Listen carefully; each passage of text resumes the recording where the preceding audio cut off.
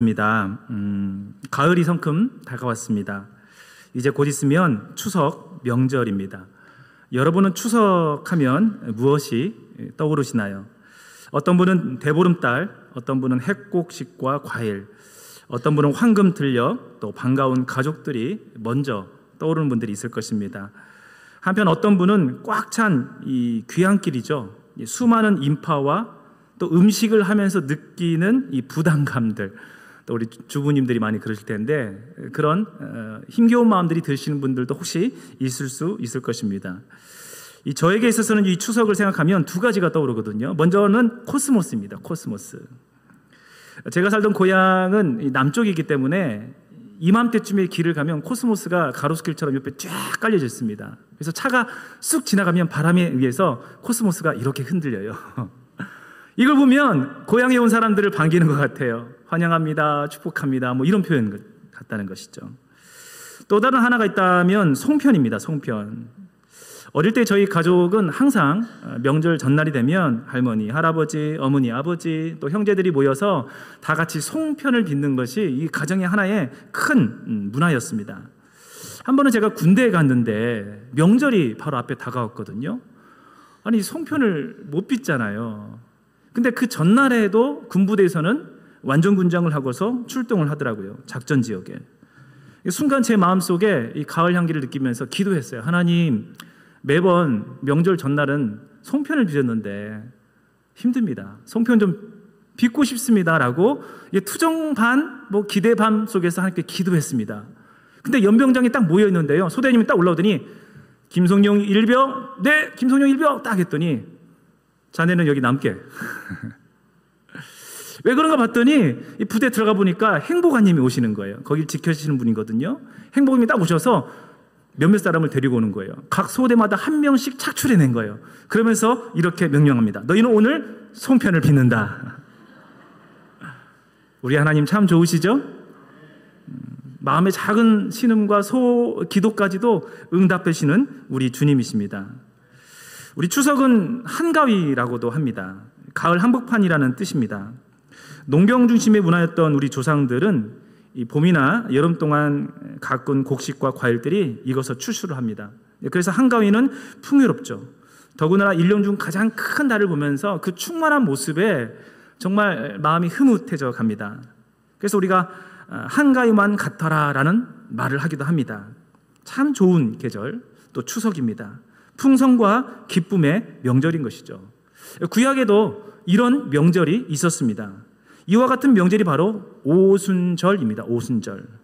오순절은 칠칠절이라고도 합니다. 왜냐하면 6월절을 막 끝내고 난 다음에 이 초실절로서 그때부터 보리와 밀 등을 추수하고 수확하기 시작합니다. 근데 이게 수확의 기간이 7주가 걸립니다. 그래서 칠칠절이라고 하고요.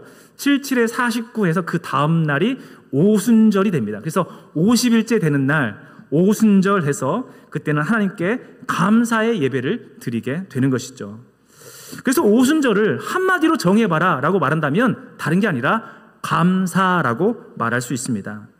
하나님은 이렇게 오순절을 통해서 감사를 하고 감사를 서로 나누며 공동체적 감사의 문화를 만들기를 기뻐하셨습니다. 왜냐하면 감사는 신앙의 덕목에서 매우 중요하기 때문입니다. 아무리 구원의 확신이 있어도 감사가 없는 신앙은 죽은 신앙과 같습니다. 아무리 말씀을 많이 알고 그 말씀을 지키는 열심이 있다 할때라도 감사가 없다면 뭔가 근본이 빠진 신앙에 불과하기 때문입니다. 감사의 근원은 우리 하나님이십니다. 그러므로 감사는 신앙의 본질이라고 말할 수 있는 것이죠. 그러므로 데살로니가 5장 18절 말씀은 이렇게 말합니다. 함께 있습니다. 범사에 감사하라. 이것이 그리스도 예수 안에서 너희를 향하신 하나님의 뜻이니라. 아멘. 하나님의 뜻은 우리가 범사에 감사하는데 평상시에 잘 안 됩니다. 그러니까 특별한 절기를 지키면서 감사를 생성하고 감사의 나눔을 하고 감사의 문화를 공동체가 함께 나누며 즐기도록 이끌어 주셨다는 것입니다. 자, 그렇다면 하나님은 우리에게 이 명절을 구체적으로 어떻게 지키기를 원하실까요? 그리고 앞으로 다가올 명절을 맞이하면서 어떤 마음으로 준비하며 우리는 추석을 보내야만 할까요? 그 첫 번째가 있습니다. 그것은 바로 받은 복을 헤아리라고 말씀하신다는 것입니다. 첫 번째 뭐라고요? 받은 복을 헤아리라는 것입니다. 제가 청년 멘토링 사역, 또 직장 사역들을 만들기 위해서 준비한 기간이 있었습니다. 꽤 오랫동안 준비했거든요. 잘 준비하고 싶어서. 그래서 우리나라에 내노라 하는 기독교 강사분들, 또 멘토 되신 분들을 참 많이 만났습니다. 근데 많은 분들 중에 특별히 내 마음에 감동이 된 분 한 분이 있었습니다. 그분은 바로 감사연구소의 소장인 한건수 대표님이라는 분입니다. 그분은 직장 생활을 처음 했습니다. 근데 직장 생활 하다 보니까 희한한 문화를 하나 발견했어요. 뭐냐? 직장 생활은 상사 밑에서 일을 시킨 일을 하다 보니까 늘 불평불만인 거예요. 회사만 가면 불평불만 소리를 들어야 되는데 너무 힘겨웠습니다.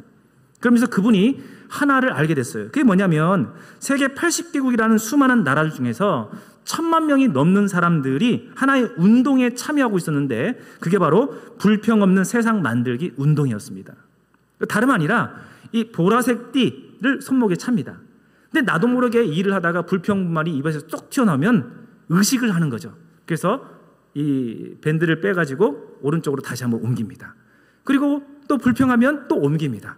그러면서 21일 동안 이 습관을 들이는 거예요. 그러면서 내가 불평불만을 얼마나 많이 하는지, 불평을 얼마나 하고 있는지를 의식할 수 있도록 하는 21일 동안 하는 캠페인 운동입니다. 근데 이분이 오랜 동안 이 불평 없는 세상 만들기 운동을 계속 펼치면서 TV까지도 나오게 됐는데 한 가지 문제점을 발견하게 된 거예요. 이게 뭐냐면 우리의 입술의 고백, 감사의 습관을 들이는 건 너무 중요하지만 더 근본적인 게 있다는 거예요. 단순한 불평 없는 모습이 아니라 존재에 대한 인식과 전환이 필요 없이는, 다시 말해 내 안에 감사의 마음이 없이는 불평을 막을 길이 없다는 것을 발견하게 됩니다.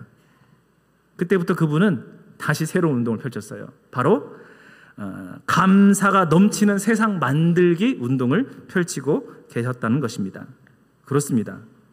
감사는 매우 중요합니다. 이 감사는 쉽게 되지 않습니다. 훈련하고 연마하는 과정이 필요해요. 그런데 감사합시다라고 하는 것을 통해서 우리의 내면이 바뀌지 않고서는 진정한 감사가 나올 수 없다는 것입니다. 그러면서 한근수 대표는 말합니다. 감사는 해석하는 능력이다. 어떤 상황을 볼 때에 그것을 어떻게 해석하느냐가 중요한 거예요. 해석하는 능력이자 또 하나 중요한 것이 있습니다. 그 한건수 대표의 말에 의하면 감사는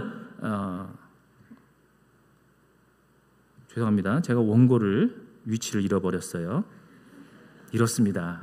오랜만에 또 이렇게 대예배 설교를 하다 보니까 그렇습니다. 어쨌든 이분이 감사하는 것들이 이렇게 반복되지 아니하고 훈련되지 않고 의식이 바뀌지 아니하고 여기 있네요. 찾아내는 능력. 네.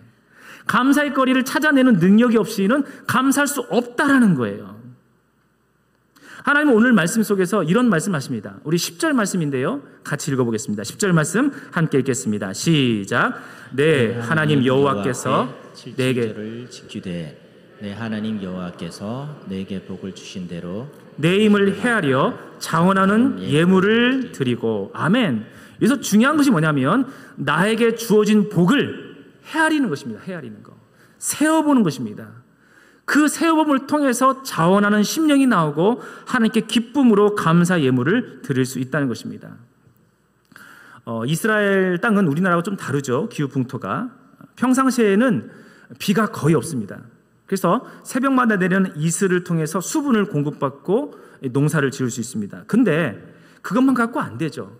1년에 최소한 2번 정도의 단비가 필요합니다. 첫 번째로는 파종하기 직전입니다. 파종하기 직전에 단비가 내려야지 파종을 해서 잘 정착할 수 있는 것이죠. 두 번째로는 수확하기 직전에 풍성한 비가 없으면 수확이 풍요로운 수확을 이룰 수가 없습니다. 그래서 성경에는 이른 비와 늦은 비라고 표현하고 있습니다. 제 아무리 농사를 잘 지어도 늦은 비가 없으면 풍성한 수확을 할 수 없기 때문입니다. 오순절 풍요로움을 누리기 위해서는 반드시 필요한 것이 있는데 그것이 바로 하나님의 늦은 비의 축복이었습니다. 하나님의 선행된 축복이 있어야만이 오순절을 풍성히 지낼 수 있고 그 안에서 감사를 헤아릴 수 있게 된다는 것입니다. 누가복음 17장에 보면 10명의 나병 환자가 등장합니다. 이 10명의 나병 환자가 길을 가다가 예수님께서 오셨다는 소문을 들어요. 그래서 이분들이 헐레벌떡 달려와가지고 예수님 우리를 불쌍히 여겨주십시오라고 호소하게 됩니다. 그러자 예수님께서는 그들의 병들을 10명 모두를 치료해 주시는 역사가 나타납니다. 근데 희한하죠? 시간이 좀 지났는데 단 한 명만이 예수님을 찾아오게 됩니다. 그리고 주님께 영광을 올려드리며 예수님의 발 앞에 엎드려 감사하게 되는 것이죠. 단 한 명만이. 그러자 예수님께서는 이렇게 말씀하십니다. 누가복음 17장 17절 18절 말씀을 우리 함께 이어서 읽도록 하겠습니다. 시작. 예수께서 대답하여 이르시되 10사람이 다 깨끗함을 받지 아니하였느냐? 그 9은 어디 있느냐? 이 이방인 외에는 하나님께 영광을 돌리러 돌아온 자가 없느냐 하시고. 네, 야 10명이었는데 다 어디 갔니? 왜 한 명만 온 것이지? 라고 한탄하시며 말씀하신 것입니다. 오랫동안 제가 사역을 하면서 왜 9은 감사하지 않았고 한 명은 감사했는지 좀 알 것 같아요. 감사의 마음은 마치 향기와 같습니다. 감사의 마음은 너무 아름답고 향기롭습니다. 그런데 향기를 오랫동안 맡으면 어떻게 되나요? 코가 무뎌져요. 익숙해지는 것이죠. 그래서 더 이상 그 향기를 맡을 수 없게 됩니다. 특별히 감사 여긴 사람은 어떤 사람이었나요? 이방인이었습니다. 이방인의 그 중에 한 명이었는데 그만 바로 감사하게 여겼다는 것입니다. 왜요? 다른 분들은 유대인들이에요. 비록 나병 환자를 통해서 성소에 예배하러 갈 수도 없었고 가족들로 인해서 격리를 당하기도 하고 사회로부터 어려움 당한 사람들이긴 했지만 유대인이었어요. 나름대로 하나님의 은혜를 간구했고 하나님의 역사하신 손길을 나름대로 경험했던 사람들이라는 것입니다. 다시 말해 비록 질병은 있지만 모태신앙이었던 거예요. 근데 이방인이었던 사람은 어떻습니까? 평상시에 하나님의 은혜를 별로 누린 것이 없어요. 하나님 앞에 기도하긴 했지만 기도하면서 내 기도를 응답하실까 늘 의문투성으로 살았던 사람이었습니다. 그런데 하나님께서 근본적인 나의 문제를 치료해 주시며 나를 고치신 은혜를 경험하자 그저 나의 변화된 행운과 같이 찾아온 병이 치유다는 것만 집중한 게 아니라 나를 치유해 주신 예수님을 바라보기 시작했던 것은 아닐까요? 아, 이것은 바로 은혜구나. 내가 받을 자격이 없는데 예수님께서 이곳에 찾아오셔서 나를 치료해 주셨고 나의 모든 병들을 치료할 뿐만 아니라 새롭게 해주셨구나. 이건 정말 은혜였어라고 여긴 것은 아니었을까요? 여러분, 내게 주어진 복을 행운으로 여긴 것이 아니라 그는 은혜로 여겼다는 것입니다. 자격 없는 자에게 주어진 은혜. 그렇습니다. 은혜를 아는 자만이 참 감사를 할 수 있습니다. 그 감사는 순수하게 순전히 다른 사람과 나눌 수도 있고요. 또 이렇게 하나님의 은혜를 나누기 때문에 참으로 기억 속에 나는 아름다운 사람으로 기억될 수 있는 것이죠. 우리 사자굴에 들어갔던 다니엘의 모습을 한번 살펴봤으면 좋겠습니다. 그는 다니엘이 이방 나라에서 생활을 하는데 왕이 갑자기 조서를 내렸어요. 어떤 조서입니까? 누구도 당분간 기도하지 말라. 오직 나에게만 절하고 기도하라고 명령했습니다. 그렇지 않으면 사자굴에 집어넣겠다라고 공포를 내렸습니다. 그런데 어떻게 했습니까? 다니엘은 한번 말씀을 읽어보도록 하겠습니다. 6장 10절 말씀인데요. 제 일부분입니다. 함께 있습니다. 시작. 예루살렘으로 향한 창문을 열고 전에 하던 대로 하루 3번씩 무릎을 꿇고 기도하며 그의 하나님께 감사하였더라. 아멘. 여러분, 다니엘이요, 자기의 목숨을 걸고 또는 자기가 위험에 처하면 가족까지도 위험에 처할 뿐 아니라 유다 자손 전체가 위험에 처할 수 있는 그런 대표자였거든요. 근데 그가 목숨 걸고 자기 가족 걸고서 지켰던 것이 있어요. 그게 뭐였다고요? 감사한 거였어요. 감사. 저는 신기하게 이 본문을 설교를 준비하면서 따로 읽기 전까지는 감사했다는 생각을 한 번도 못 해봤어요. 그냥 기도했구나. 다니엘은 목숨을 걸고 기도한 게, 하나님, 우리의 형편이 어렵습니다. 제발 도와주십시오. 우리를 구원해 주십시오. 하나님, 저 적군들을 파해 주십시오라는 그런 간절한 기도를 한 줄로만 생각했거든요. 근데 그게 아니었어요. 감사 기도했대요. 감사 기도. 여러분, 솔직히 말해서 다른 급한 기도 많지 않습니까? 감사 기도 정도는 급하면 잠깐 내려놔도 되지 않을까요?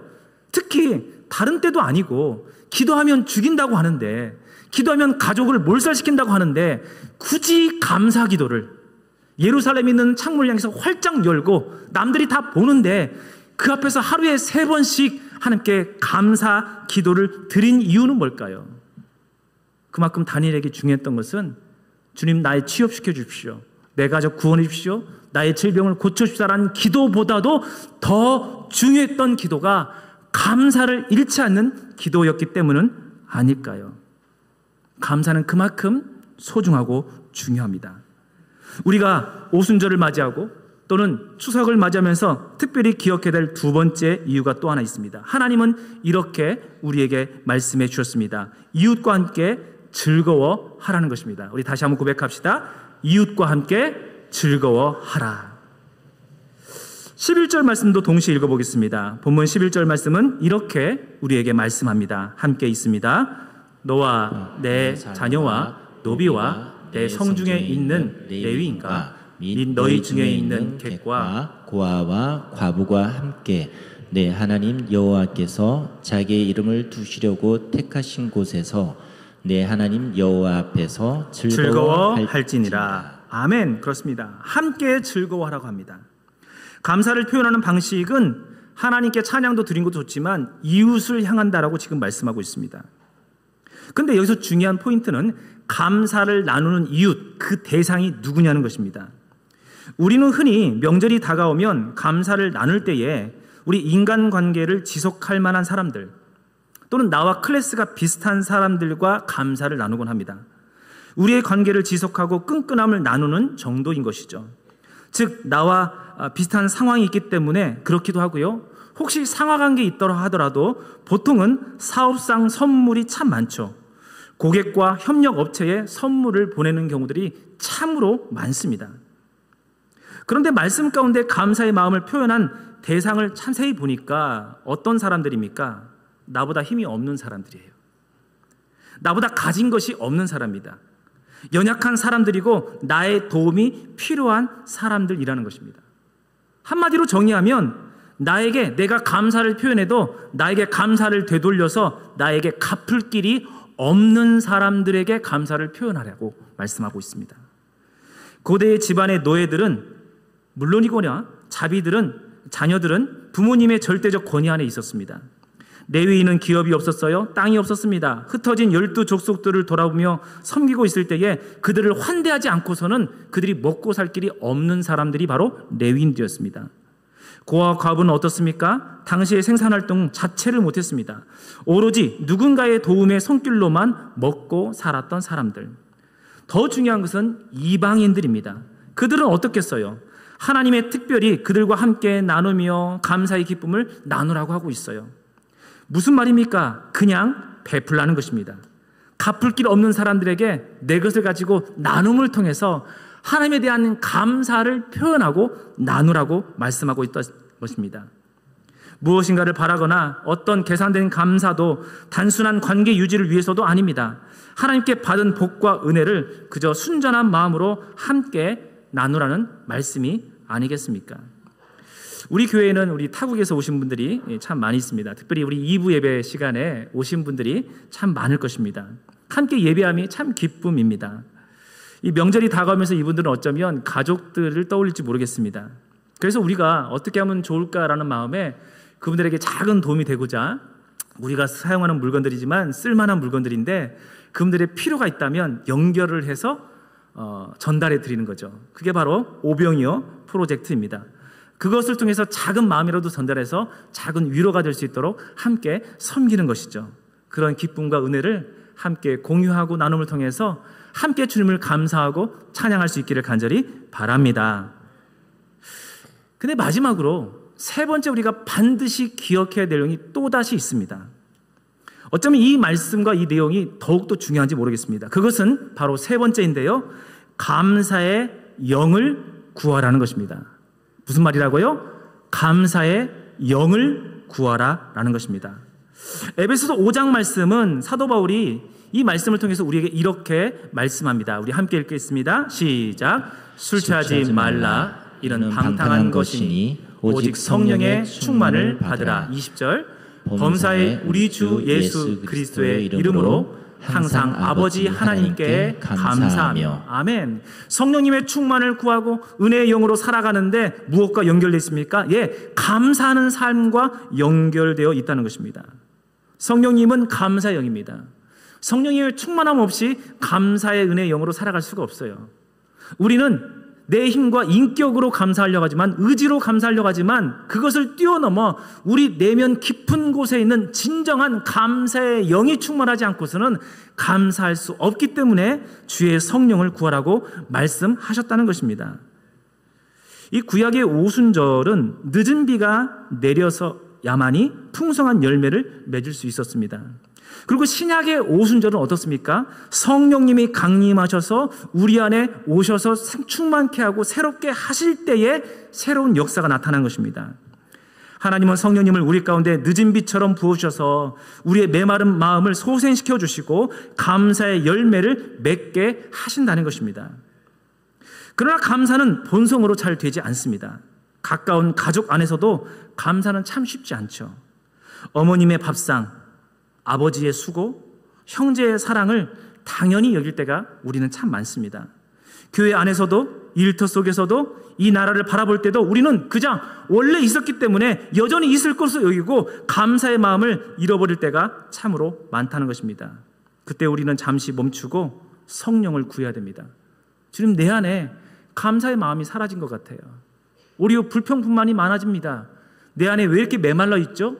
주님, 하늘의 성령님을 부어주셔서 이 완악한 심령을 부드럽게 녹여주시고 감사할 수 있도록 나를 인도하여 주옵소서.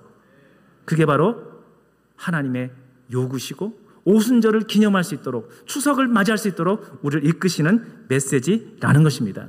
우리 그런 의미에서 우리 옆 사람에게 이렇게 인사합시다. 내 옆에 같이 계셔주셔서 감사합니다. 당신이 있어서 행복합니다. 참 보기 좋습니다. 축복합니다. 간주를 좀 부탁드릴까요? 네, 감사합니다. 그러나 이런 감사를 넘어 더 큰 감사가 저는 있으면 참 좋겠다라는 생각을 해보게 됩니다. 진심 어린 눈빛, 마음으로부터 우러나오는 감사가 있는 것이죠. 그래서 어떻게 가능해요? 내게 주어진 것들, 내 옆에 있는 사람들을 당연하게만 여기지 않는 것입니다. 우리 안에 스마트한 우리 장로님들, 단번에 시험을 합격하시는 1등도 우리 교회에서 나왔거든요. 이런 장로님들이 있어서 감사합니다. 따뜻한 미소로 매일 맞아주시는 우리 인자한 권사님들 계셔서 얼마나 좋은지 몰라요. 우리 셀 안에, 우리 셀장에 수고가 있었습니다. 사랑스러운 셀원들이 있습니다. 또 주일학교에는 사랑으로 섬기고 있는 부서 선생님들이 계시고 우리 학생들이 있습니다. 우리 교회는 청년들이 참 많습니다. 섬기고 있어요. 너무너무 감사합니다. 근데 여러분, 이분들이 당연한 것이 아닐 수 있다는 것입니다. 어쩌면 이 자리에 처음 오신 새가족분들도 그저 우연히 온 것처럼 느낄지 모르겠지만 우연이 아니라 하나님께서 여러분을 불러주셨고 함께 하시도록 이끌어준 줄로 믿습니다. 어떤 사람도 당연한 존재는 없습니다. 우리 안에 함께 불러주셨지만 하나님이 인도해 주신 것이죠. 사실 저희 목회자들은 더욱더 사실 그렇습니다. 어쩌면 우리 담임 목사님도 마찬가지일 수도 있습니다. 제가 얼마 전 남부 전원교회에 오게 돼서 이제 여러분과 함께 가족이 되었습니다. 우리는 서로 모르던 사이였는데 이제는 제가 점점 안 보면 보고 싶은 성도님들이 늘어나고 있어요. 우리 학생들은 더군다나 그렇죠. 반가운 얼굴들 보면 너무너무 기쁜 마음에 내 마음에 미소가 지어지는 분들이 한둘 분씩 더 많이 생기고 있습니다. 참 감사해요. 기도할 때마다 우리 교회를 생각하면 기쁨이 있어요. 기대가 있습니다. 함께함이 기쁨이 됐고 감사가 되고 도전이 되곤 합니다. 근데 사실 가을이 오고 있지 않습니까? 가을이 되고 나니 죄송합니다. 얼마 전 제가 섬겼던 성도님들 얼굴이 너무 많이 떠올라요. 우리 청년들, 함께했던 청년들이 너무 많이 기억이 납니다. 오랜 시간 함께 뒹굴며 사랑했고 함께 주님 나라를 위해서 힘써왔던 수많은 추억들이 굉장히 무궁하게 많기 때문에 더욱더 그런 것이죠. 의지적으로 우리가 당분간 연락을 하지 말자라고 했는데 이제 가을이 되니 한둘씩 연락 오기 시작해요. 목사님 보고 싶어요. 목사님 어떻게 지내세요? 남부 전원교회 가셨다면서요? 축복합니다. 그리고 그 교회 가셨는데 말씀 잘 듣고 있습니다라고 응원의 메시지를 전해줍니다. 그러면서 유튜브로 노래 한 곡을 딱 보내주는 거예요. 죽어도 못 보내. 참 감사하죠. 그래서 참 행복하기도 합니다. 이런 것이 감사하고 참 행복합니다. 사실 제가 떠나올 때는 조금 갑작스럽게 떠나온 곳이었습니다. 그때만 하더라도 너무너무 행복했거든요. 그냥 예배만 함께 드리는 것 자체가 너무 행복해서 감동에 쌓일 때였습니다. 근데 교회에 여러 가지 사정이 있으면서 누군가를 한 명, 이제 목회자가 한 명 줄여야 되는 상황이 됐는데, 그러면 선임이었던 제가 떠나겠습니다 라고 해서 갑자기 떠나게 됐어요. 그래서 인사도 제대로 못했는데 그렇다는 거예요. 목회자들은 보통 그렇습니다. 하나님의 부르심이 있고 교회 사정이 있으면 언제든 사실 떠날 수도 있어요. 우리 담임 목사님도 그럴 수 있고요, 저도 그렇고요, 우리 팀장님도 혹시 그럴 수도 있지 모르겠습니다. 근데 저희만 그럴까요? 아니에요. 우리 성도님들은 어떨까요? 당연하다고 여겼던 우리의 셀장 옆에 있는 사람들, 우리 셀원들이 어느 순간 떠나야만 되는 순간들이 찾아올 수도 있습니다. 이번 주에만 저희가 장례를 2번 치렀습니다. 100년 동안 그 자리를 굳굳이 지켰던 어머님이 갑작스럽게 떠난 분도 계시고요, 내 형제였던 사람들이 아직 60대 젊으신 분인데 이 세상을 떠나신 분이 있습니다. 옆에 있는 사람들이 우리는 당연하다고 생각했는데 어느 순간 어떤 이유로 떠날 수도 있다라는 것입니다. 우리는 결코 우연으로 모인 것도 아니지만 당연히 있어야 할 존재가 아닐 수 있습니다. 우리는 잠깐 이곳에 하나님의 부르심을 받아서 이곳에 모여있고 함께 예배하고 함께 동역하고 함께 섬기며 함께 예배함을 통해서 잠시 동안 함께 가족을 이루고 있는 사람들인 것입니다. 그것을 바로 이 땅의 교회라고 하죠. 교회는 그렇게 잠시 부름받은 사람이 몰려있다가 주님 부르실 때는 언제든지 떠날 수 있고, 저 천국에 이를 때까지는 언제든지 헤어지고 만난 일들을 반복하는 사람들입니다. 그러므로 주님께서 우리에게 말씀하셨어요. 너희가 평안에 매는 줄로 성령이 하나 되게 하신 것을 힘써 지키라. 어떻게 우리가 하나 될 수 있나요? 그건 감사예요. 내 옆에 있는 사람을 당연하게 여기지 않고, 내 가족의 수고를 당연하게 여기지 않고, 아, 감사한 거였구나, 내 옆에 있는 것이 참 행복하구나라고 의식하고 그걸 표현하고 나눌 때에 하나님이 우리 가운데 함께 하시며 하나 되게 하신 줄로 믿습니다. 이번 명절을 맞이하면서 준비하면서 그걸 생각하면 좋겠어요. 하나님 참 감사합니다. 헤아려 보시고, 특별히 내 옆에 있는 가족들, 내 성도님들, 내 이웃들, 아, 내 직장이 여기 있었군요, 내 불평거리라고 생각했는데 이것이 있어서 오히려 감사했습니다라고 돌아보시고 헤아리시며 된 용기가 된다면 표현도 해보시고 나눠보심을 통해서 풍성한 명절, 풍성한 하나님의 은혜를 누릴 수 있기를 간절히 바랍니다. 찬양 하나 준비했습니다. 주의 은혜라라는 곡인데요, 지금까지 지내온 것은 주의 은혜라 고백하며 찬양하겠습니다.